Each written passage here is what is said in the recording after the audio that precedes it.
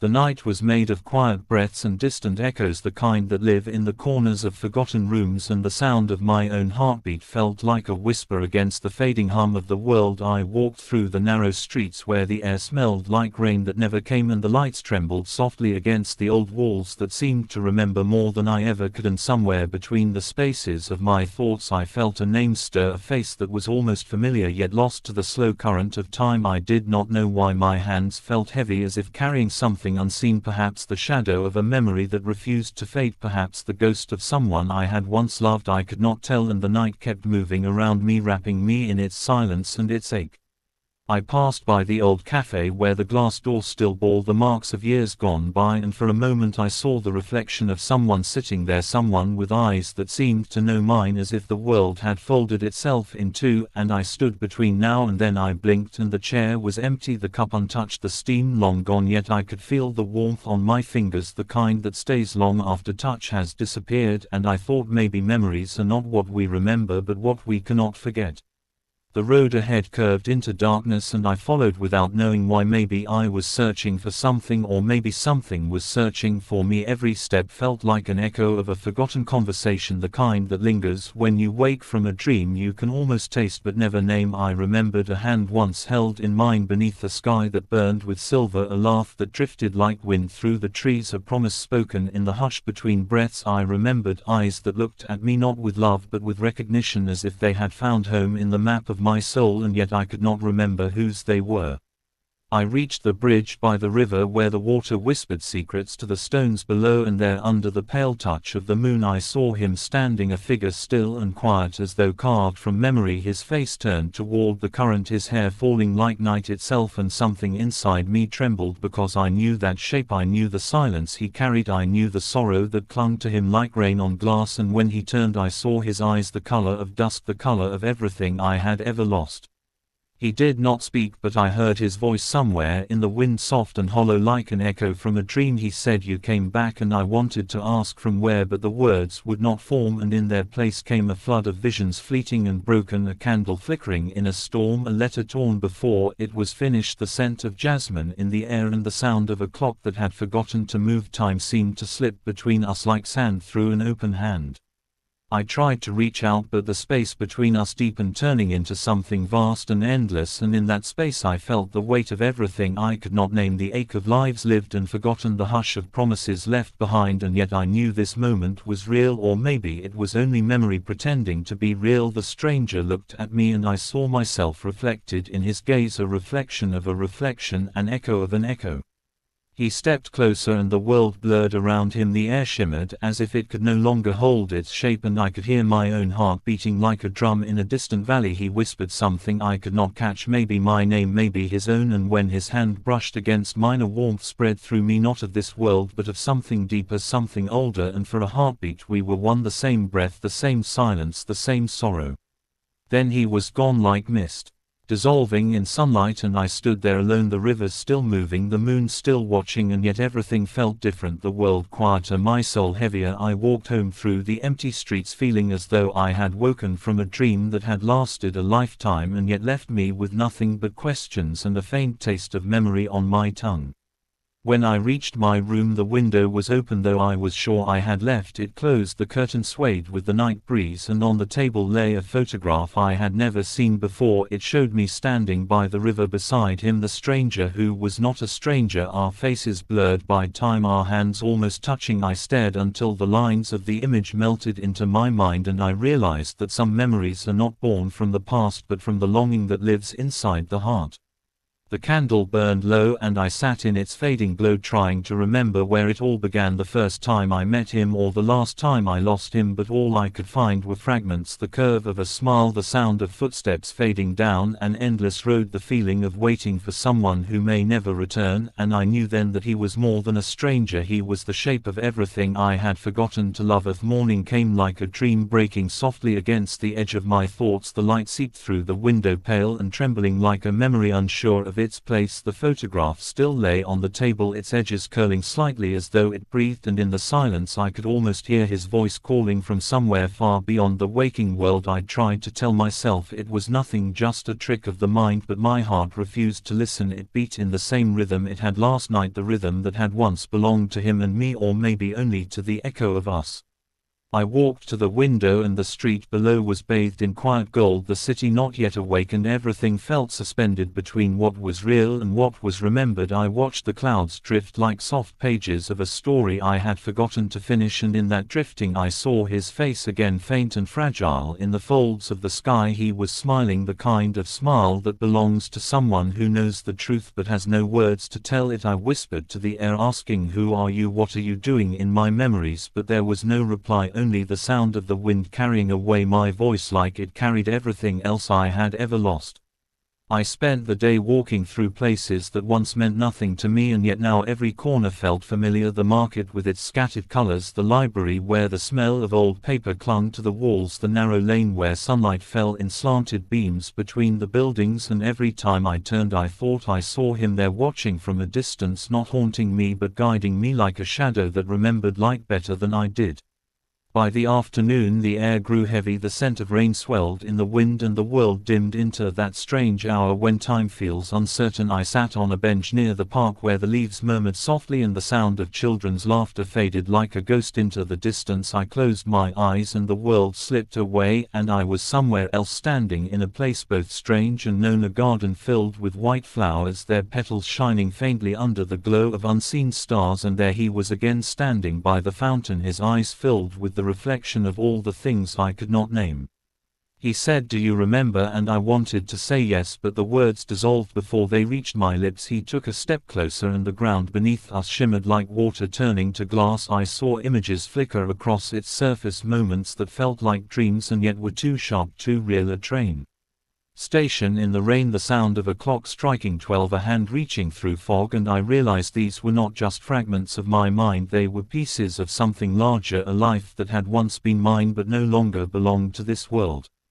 He said, "You promised you would find me," and I said I did not know, I had forgotten how to search. He smiled, a sad smile that seemed to hold both forgiveness and farewell, and said, "You never forgot, you only tried to." I wanted to ask who he was, who I was to him, but before I could he touched my face and everything fell silent, the garden, the stars, the air itself, and for a moment we were both made of light, flickering like candles in the same flame.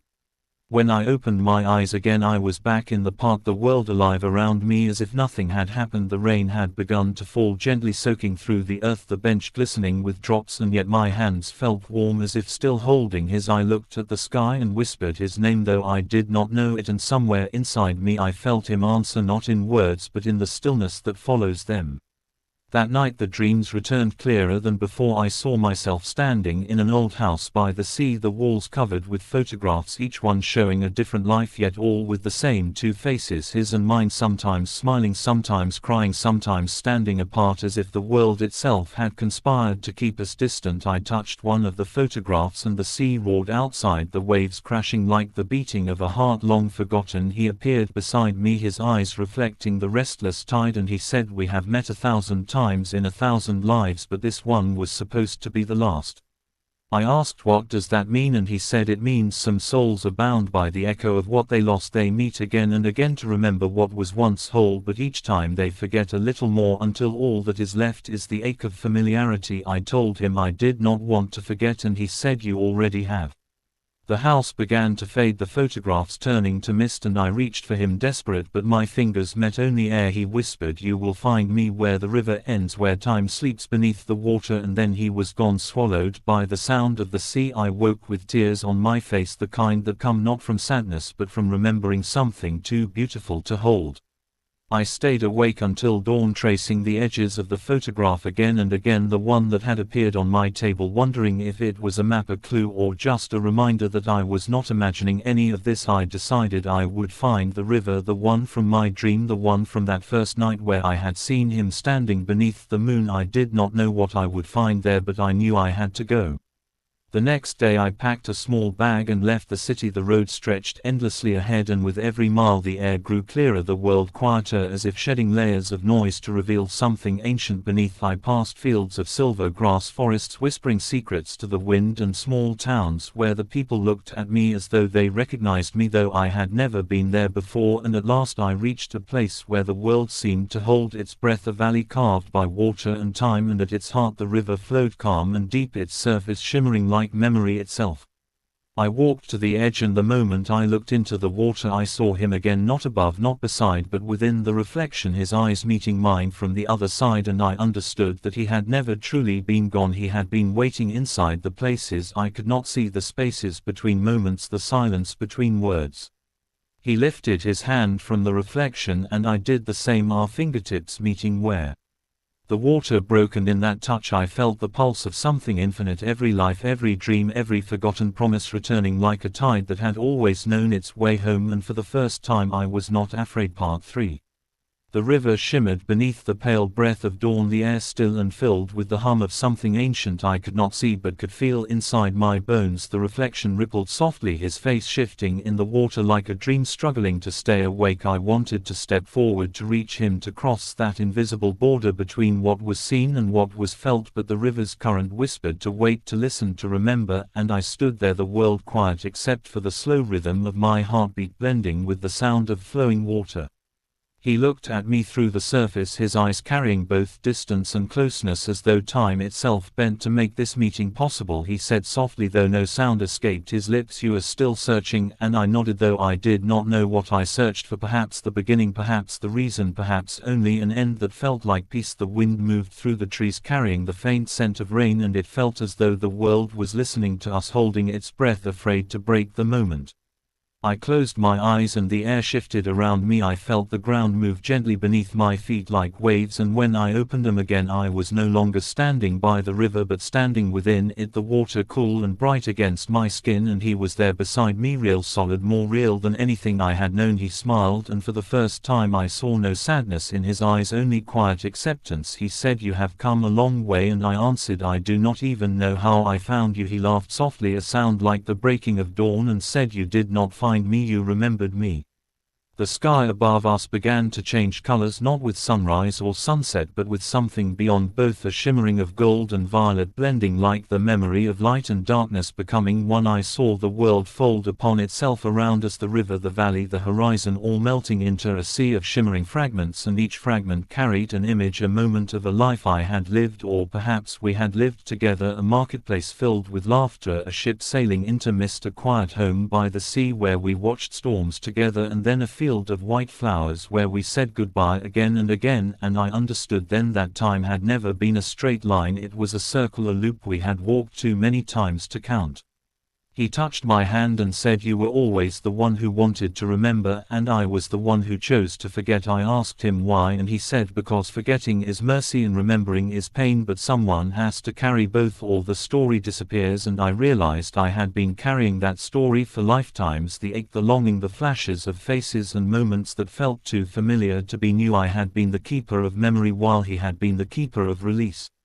The light around us grew stronger, the river rising like breath. It did not drown, it embraced, and within its current I saw faces like stars, people I had once been, places I had once known, and through them all his voice whispered, "You cannot lose what you are made of. You are every moment that ever loved and was loved back. You are every memory that refused to die." I wanted to hold onto him, but he smiled, that same soft smile that had haunted my dreams, and said, "This time let go."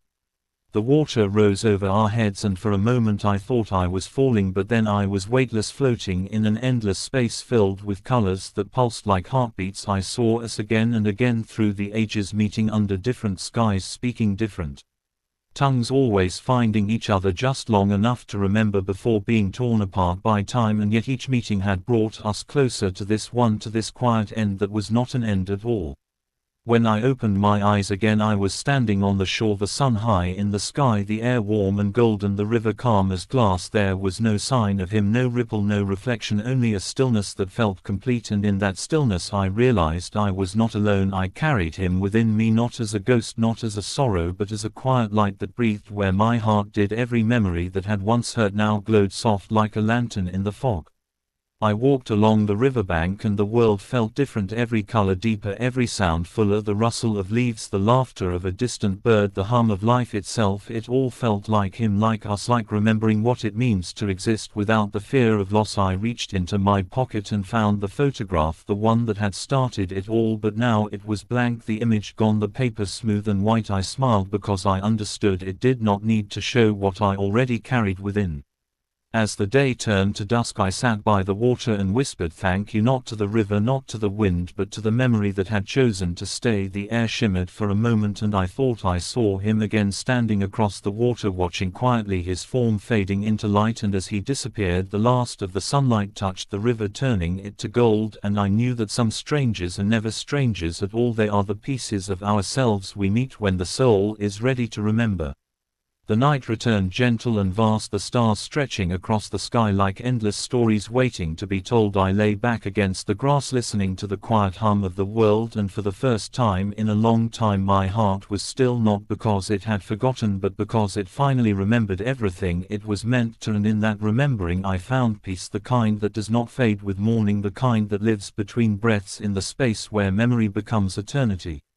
And somewhere in the distance where the river met the horizon I heard his voice again, soft and eternal, saying I am not gone, I am only where you left your heart. And I smiled because I finally understood that he was not a stranger in my memories, he was the memory itself, the thread that bound every version of me across time and dream and silence. And the moment I accepted that, the stars seemed to grow brighter as though the universe itself was exhaling, and I felt myself drifting not away but home.